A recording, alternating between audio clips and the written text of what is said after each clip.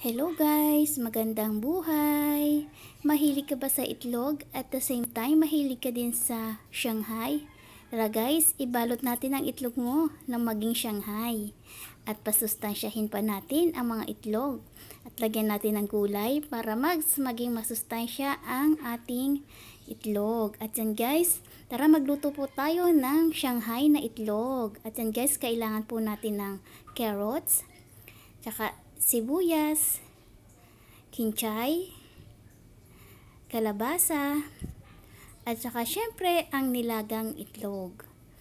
At yan guys, sa isang lagayan, pagsamasamahin lang po natin ang niyadyad po natin na itlog at ang mga gulay na niyadyad natin na carrots at saka kalabasa. Yan guys, samasamahin lang po natin yan. Pagkatapos ilagay na din po natin ang sibuyas at kinchay. Halu-haluin lang po natin hanggang sa magsama-sama ang lahat ng sangkap. Ayan guys, ganyan lang po, halo-halo lang. At yan guys, maglalagay na din po tayo ng mga pampalasa dyan, katulad ng asin, paminta, at saka granules. Pero kung may gusto din po kayo dagdag na seasoning, pwede naman po. At yan guys, nagdagdag din po ako dyan ng paprika.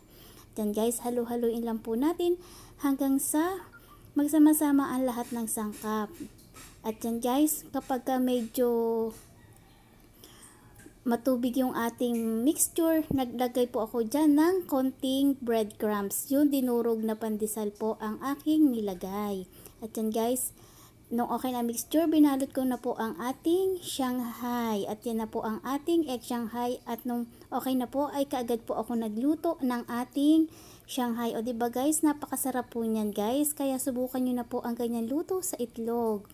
Siya yun lang guys, sana ay nagustuhan nyo ang video na to. At kung nagustuhan mo ay don't forget to react, comment, and share mo na din.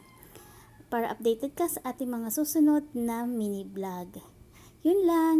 Salamat po sa panonood.